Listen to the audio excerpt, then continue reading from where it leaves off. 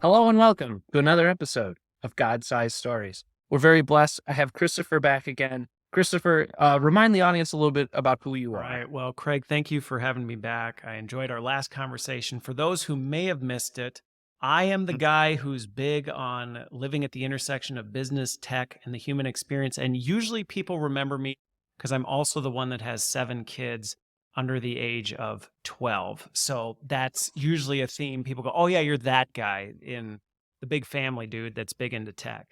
Because that's where we're going to talk about today. We're going to talk about faith. We're going to talk about tech. We're going to talk about how and where we should be using it better, ways the church shouldn't be afraid, warnings of, as we previewed in the last one. Yeah, it could become a problem if you let it, but we're just going to kind of go across on that. So I'm going to start by asking you, what is your heart for tech and churches? Yeah. So what's interesting about it, and this is a misconception I have to clarify all the time, because people who know me know how much I'm passionate about tech, and they assume a lot of things. And so I end up having to go, no, actually, that's not at all why I really like it. I actually, because of my background, and if anybody has listened to the testimony episode, if you know my testimony, if you know how I am when it comes to relationships, I care deeply about the human experience because I see how limited our time is, how many distractions we have, and how many things are competing for our attention. And so when I look at that, I am so laser focused on how do we maximize the time we have and how do we make the most of the opportunities we have to connect with people on a human level? And how do we open up more possibilities to do that? So while some people see tech as a competition for that, oh, well, tech's distracting us from human experience. Oh, tech is taking away from our ability to disciple one another and to build meaningful relationships. My experience has been, well, that's in how you use it. And so for me, I'm actually trying to enrich the human experience through technology, and technology is a wonderful way to do it if you're wielding it right. You can also cut your arm off, though. When we met originally, you gave me a very, very, very brief insight into yes, we all don't want to talk about it anymore, but COVID happened, 2020 happened. Sure. We are on the other side of that now, kind of whatever that means.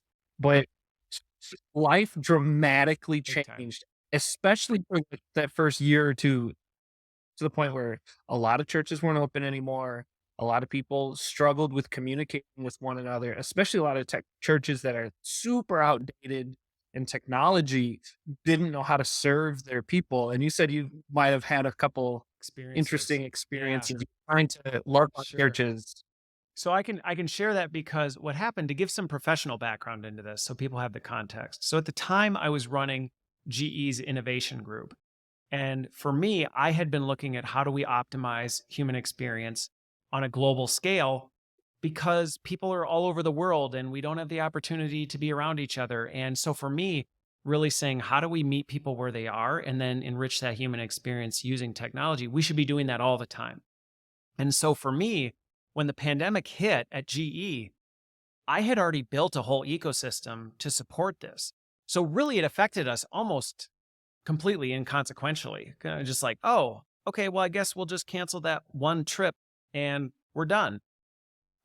Where the rest of the world was going, oh my gosh, what do we do? How do we do this? I can't understand how we make any of this work. The whole world's burning. And the challenge with it was it exposed a lot of the vulnerabilities that existed already, but that we had overlooked. And so as I was watching what was happening, well, it was in multiple areas. I was leaning into schools who were struggling with this, going, what do we do with these students now? And how do we not lose them? How do we continue their academic thing? But then I was also looking at churches who were going, I don't know what to do about this. And so I guess we just put it on YouTube. And is that really all we can do? And so I tried to lean into it and say, hey, listen, I can help you find a better way and actually create a better path forward. And it was met with a lot of resistance. It really was met with, oh, so you're trying to say people should just watch church on YouTube and that's all they should do. And I'm going, what?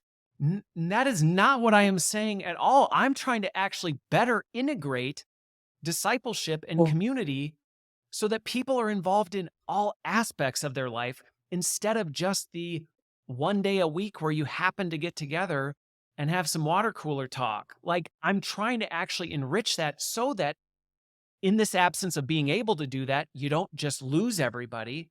But then, even when you mm, come back, you can actually say, whoa, maybe there were some other areas where we could enrich or we could reach a different audience or we could get to other people or we could build stronger connections outside these four walls so that when we have the opportunity to be together in the same room, it's a richer experience and we're actually maximizing the yeah. capability. And it was, let's just say I got the virtual door slammed on my face far more times than I would like to admit. I get it, man. And anybody that's either worked in or for churches has banged their heads against enough Bibles to be like, or been beaten by Bibles to be like, well, we can do this better. We don't have to do, the way we've been doing this for 50 years. That, I don't mean take the scripture out of what we do. The action of how we do it might be different. The timings of things might be different. Like, I remember way forever ago when I was early going to church, and it was like the option was we started 8 a.m. and I was like, I was fine with that because I was young and on Sure. fire at the time, and I wanted it early. But then there was like so many younger people that are like, I'm not going to do Yeah. that. I'm not going to be there. And so then when we were part of my wife and I were part of a church plant in college. This is not quite tech, but it's in that same mindset of like, we realized, oh, if we want to reach these young people, maybe Sunday morning's not the Right. best time. Cause it was a church plant, but it was right next to a college campus. So it was kind of going to be the majority of Yeah. our Yeah. body That's your was target college. audience. Exactly. That is the community. We were there to reach that community. So we were like, well, maybe we shouldn't do Sunday morning. So we did Thursday nights and it blew up and it was huge. But then, like, the higher ups that were, like, our sending organization were like, "What are you doing? Why aren't you meeting on Sunday morning?" And it's like, "Well, we meet on Sunday morning, but it's more of like a fellowship time for people that wanna come, and we do a Bible study, but the teaching and fellowship, like, the worship night is Thursday Yeah. night." And we had great success, and then eventually that was stamped Yeah. out. But Well, and it's, but at that same time, it like, is. we have to think about how to do things better. Yeah. Like, and like a lot of times with churches, we don't wanna use tech because it's scary or it's different. Or like I know a lot of people with the podcast where it's like they're dear friends of mine of a much older generation, and they're like, "Oh, I would love to listen to that. What station on the radio do I turn on at what time?" And I'm like, "Bro, I'm not on the radio." Yeah. It's like, "That's not gonna happen." And they're like, "Well, how do I listen?" "Well, pull out your phone." "No, Yep. it's not on my phone." I'm like, Right. "Just what it is." Well, and I think going back to it, because there have been, trust me, this is a very hot button topic. And I had it on more than one occasion. And again, sometimes it's just a perception. It's a perception that, so what you're saying is people don't need to be in community. And I go, that's not what I'm saying at all. Well, Paul never did anything on Zoom. I'm pretty sure Paul had no cognitive framework to imagine a world where he could talk to somebody who wasn't in the same room as him. It's just one of those things where you go, we can't just say, well, I don't see it here, so Yeah. therefore it doesn't apply. It's like, well, no, we have to understand the heart of what are we really driving towards? And just to give a really practical example of this. So I use an app called Marco Polo. It's an app where you can Hmm. exchange video messages asynchronously with people. Now, don't get me wrong. If I didn't have 7 kids and had a wealth of time on my hands, I would love to just connect with people at any time possible. And it's just not the reality of my life. But I care deeply about the people who are close to me. And so I'm able to exchange messages with them whenever is convenient for them and whenever is convenient for me. And my brother lives, a good example of this, my brother lives 10 hours away. We used to maybe see each other once a year. As a result of the pandemic, We realized even that once a year was going to go. And quite frankly, when we evaluated it, we said, is really once a year seeing each, is that really healthy for our relationship? And so we said, you know what? I told him, I go, I found this app. We're going to use it and we're just going to try this. And we started exchanging video messages multiple times throughout the day in terms of when we were on each other's mind, we could send a message to each other and just say, hey, I'm thinking about you. I'm praying for you for this, or this is something I'm going through right now. And what we found was it was actually building a stronger bond between us because we started to see aspects of each other's lives that we would have never even had the opportunity to see because there just was no way for it to happen. And so I've had people go, oh, Mhm. so you're saying you're never going to see your brother again? I said, no, that is absolutely not what I'm saying. What I'm saying is I've enriched our relationship and we now know things about each other at a deeper level because we've delved into the intimacy and vulnerability of human experience at a different level because we're using these technologies to augment what we're doing, not compete. What are some tech that you think, either hardware or software that churches are missing out on? Like, yeah, there's some that use it, but some, like, you could really be taking advantage, or maybe not even specific software or hardware, just ideas that they should be putting out there. Sure. I mean, so some of this is, and I actually started this. There was one group. It wasn't a church that got on board, but there was a group, a Christian organization that was like, "We're we're hyped to hear what you have to say about this." Because to me, technology is more the enabler of it. And I think sometimes people are like, "What tech should we get?" And I go, "Well, what problem are you trying to solve?" And I can help you understand Right. what kind of tech. And I told that story about my brother, and they said, "How do Mhm. we get something more like that?" And so I had set them up. There's another app that works similarly.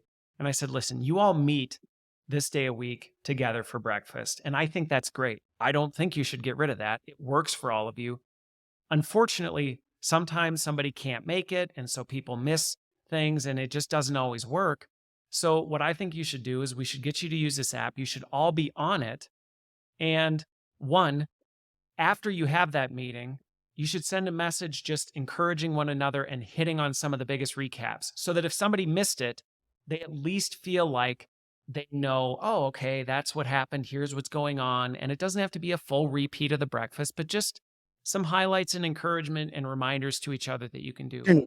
And then throughout the week, make a dedicated practice of each one of you every day sending an update to the group of how things are going, just to let people into your life outside of that weekly breakfast. And that was an example of where that discipleship group grew so much closer together. And it actually allowed them to invite other people into the group who weren't maybe comfortable going to the breakfast, but were like, I'm okay maybe getting involved from the fringes just to kind of see who these Mhm. people are, see what they're comfortable with. Maybe I'll show up to a breakfast, maybe not.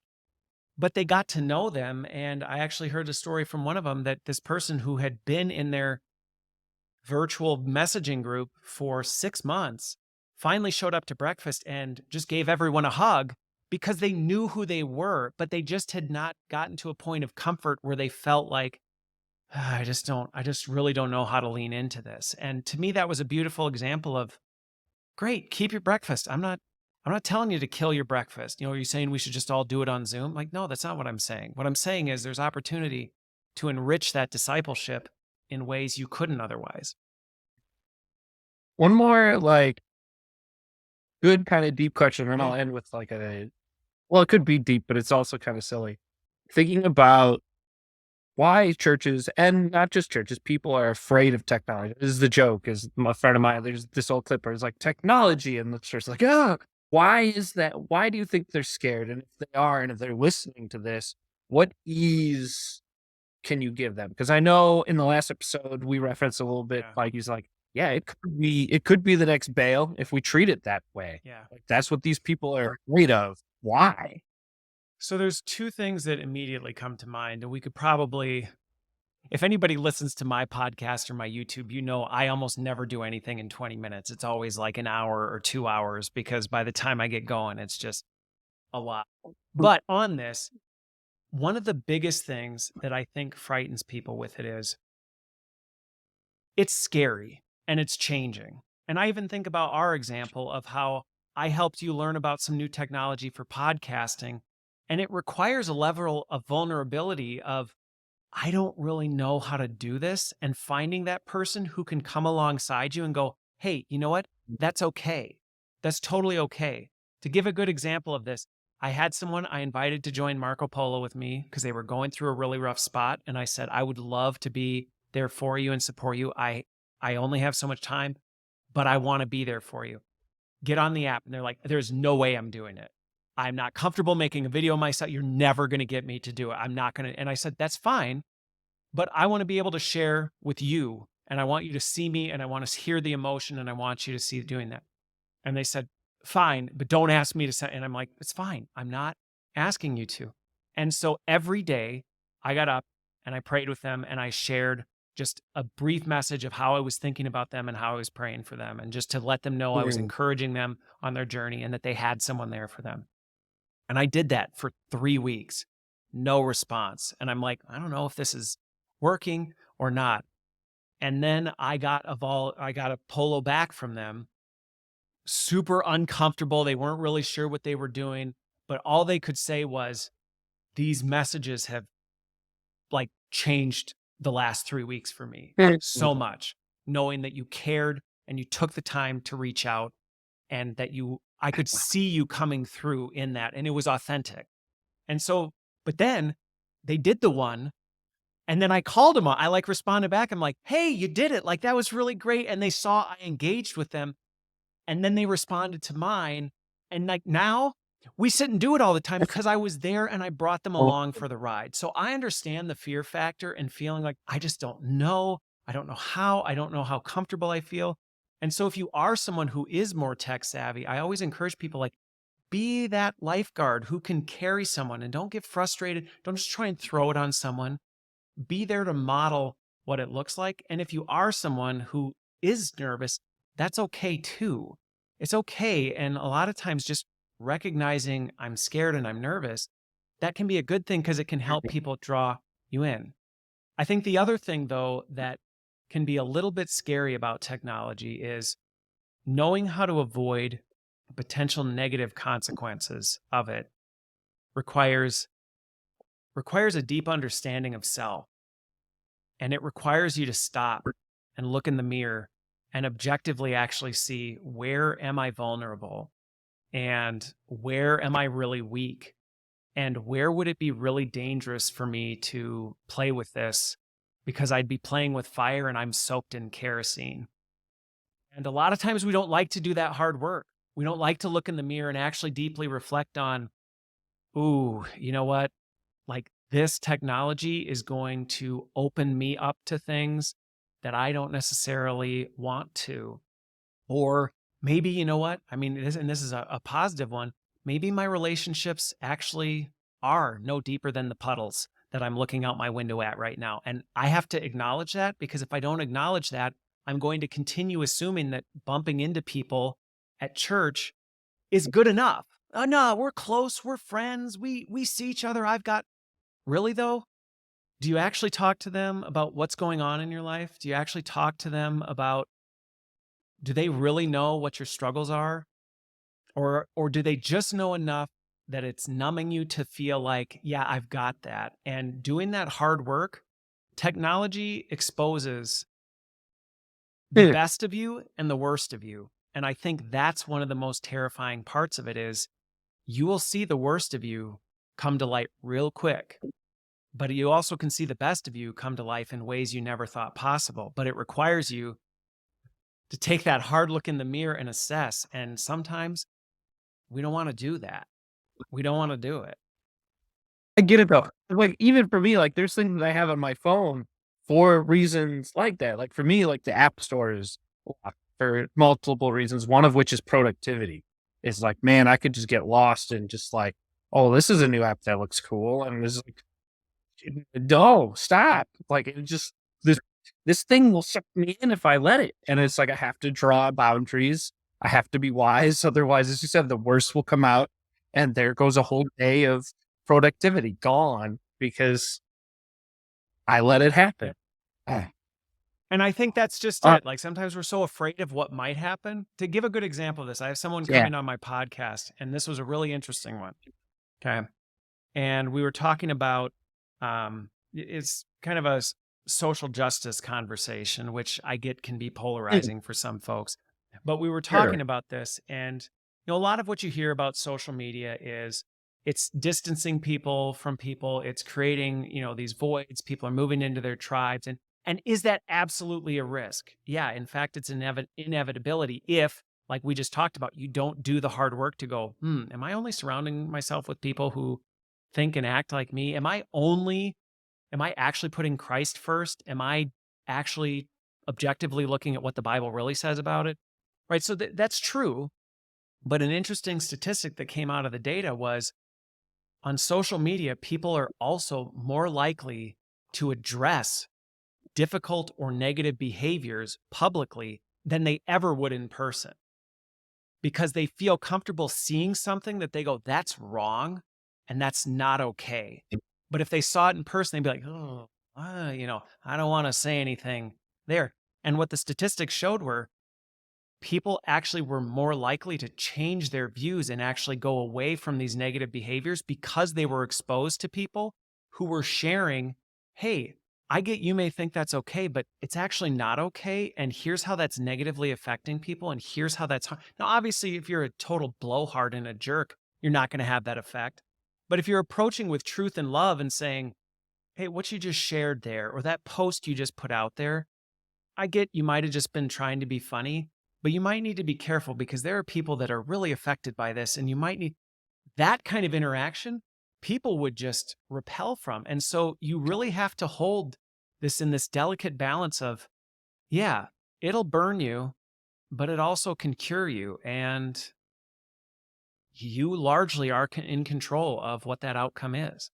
I mean, ultimately God is, but it's like, who are you submitting to? Right. Are you submitting to, Yeah. or are you submitting to him? If you're submitting to him, you have nothing to fear.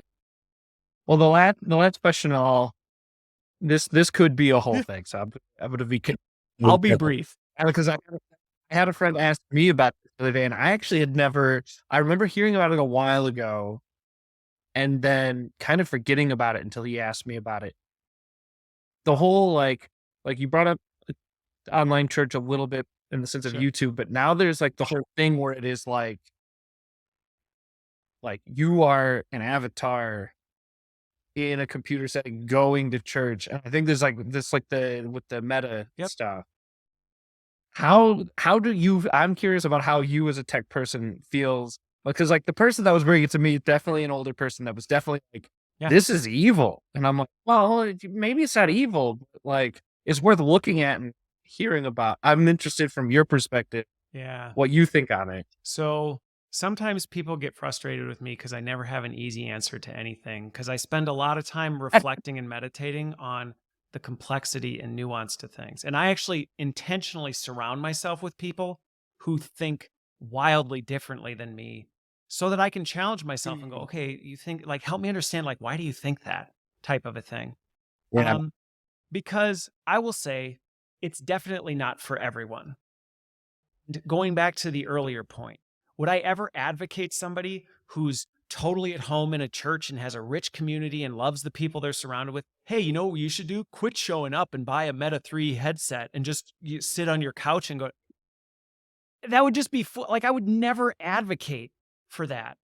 But Right. if a church has someone who's extremely tech savvy and goes, I think we may be able to reach a group of people through this in ways that we never could before because there are people who will not step foot in a church because of what has happened to them. And they are so terrified or so afraid or so ashamed of what they've been through. Church is repulsive to them. But under the shield of an avatar, might they explore something? Might they be willing to step into the fray of something that's extremely uncomfortable for them and go, like, I don't know how I feel about this, but at least if it all goes south, all I can do is hit the power button and throw the headset and I never go back. And it's like, Right. okay, so if you know someone who does that, now here's the other thing though. I think, and this is the part that gets really complicated. You have to deconstruct the whole thing. Because if you said, well, we want to consider exploring this, and what we're thinking we're going to do, we're going to get on an app that forces people to sit in a virtual chair and stare at a virtual stage for 60, it's like, that's a terrible experience, and you're not going to reach anyone that way. Versus if you said, maybe we experiment with a VR small group or a VR ministry to just kind of say, hey, could we reach a group of people? And the focus of it isn't trying to get a message down their throat, but to bring them into a community of people and say, hey, who are you? What brought you here? We're interested in getting to know you as a person. And what's your story? Could VR be a really powerful way to reach an audience that you would never have imagined possible? Yeah, and I'll give you a really, I might get emotional about this because I ran a VR conference. Oh, Again, I dealt with all sorts of skeptics, and I ticked off the event moderators because they had set it up like a conference. It's a conference with a stage, and it locked you in a chair, and I went, no, I'm not doing it. And I hijacked one of the developers, and I said, we're going to create an experience room where people can come and just experience things that they never would have experienced before from the safety of a headset. And so anyway, we were doing this thing, and one of our guests, you can Google him. He was a gentleman. He has no arms and no legs. He's a Christian. And he came, and he had someone driving his joysticks, and he had the headset on, and they had it on the screen. And anyway, I got to know him, and we were doing this thing, and we were talking. And at the end, we were just talking about how impactful his story was and how exciting it was. And I go, give me a high five, buddy. And this person clapped the hand, and we went like that. And he started crying. And I'm like, what just happened here? And he went, I've never experienced a high five. Like, I was able to give you a high five. And then he goes, can I give you a hug? And I said, yeah, you can give me a hug. And he wrapped his arms around me and just sobbing. And it was like, I've never experienced hugging someone because I don't have arms. And to me, that was just the perfect example of, we're so often so caught up in, well, what about this and what about that and this? And it's like, but what opportunities would be formerly impossible that we can now create with technology? And who can we reach that we would never reach before? And what kind of experiences could we create that would be fundamentally impossible? I mean, I play with VR with my kids, and I take them into history, and we experience battles. I can't take them back in time, but I can. And I think that's the part where you go, if you do this right, it is absolutely incredible what we can do, but you have to do it right. And I think that's the concern, because it is a dangerous game. And that's why we need people who are willing to step into the fray, but do it under the submission of Christ, because that's going to be the only guiding light that's going to keep you on the right path. like that's awesome. That just makes my day. I'm so glad that question popped into my head to ask, because like, you're right. That is exactly the point. Honestly, why we should do anything in church is to the fact that you gave this guy an experience that was such a loving thing. We have the ultimate thing of that with Christ. So like, why shouldn't we be looking for avenues? Yeah. I'm excited. Cool. Well, Christopher, thank you so much again. You've spent so much time now with me, sharing your mind, sharing your knowledge, sharing your stories, that I've been blessed in many different ways now, and I'm excited to continue this friendship, both personal and learning way, because you have the wealth of knowledge. If somebody wants to know more about tech and about you and everything that you do, because you do a lot of awesome stuff with tech, not just God related things, but just things that will really help people, where should we direct them to? So I am extremely active on YouTube. I have a YouTube channel where I create a lot of content. And I love when I get questions from people, because I create long form responses to, like, let me help you plumb the depths of the complexity of this. And let me help you see the whole spectrum of this, so that instead of being afraid, you can just be wise in the decisions you choose. So there's a lot of stuff out there. I address some, really interesting ones like, is AI going to become sentient? And what does that mean? And all these other things. Oh, and I'm extremely active on LinkedIn. And then I recently started a Substack where I am doing a lot more writing. I have a book that I've written that I just don't have time to publish. So I'm trying to figure out, well, what other ways can I put some of my thoughts to paper? Because again, I recognize everybody's different. Some people really love listening to videos, watching videos, listening to audio. Some people would really much rather read something. a So good if book. I can take my wisdom that I've been given and give it freely out there, then those are usually the best ways you can find me. Well, Christopher, thank you so much for all that. Uh, Thank you so much for living your life for Christ, and it's infectious talking to you about all these things and hearing your excitement about, whether it's tech, whether it's family, whether it's for your friends. Like the fact, like when you were talking about doing that whole Marco Polo thing for your friend, like that's encouraging. Like you are not gonna let your friend down. Like even if they're not responding for 3 weeks, like you said, you're in it for them. You know the reason, for Christ for them, and that's encouraging. So thank you so Yeah. much. Thank you for having me back. It was a fun conversation. Absolutely. And audience, thank you as always for listening. I couldn't do this without you. Goodbye.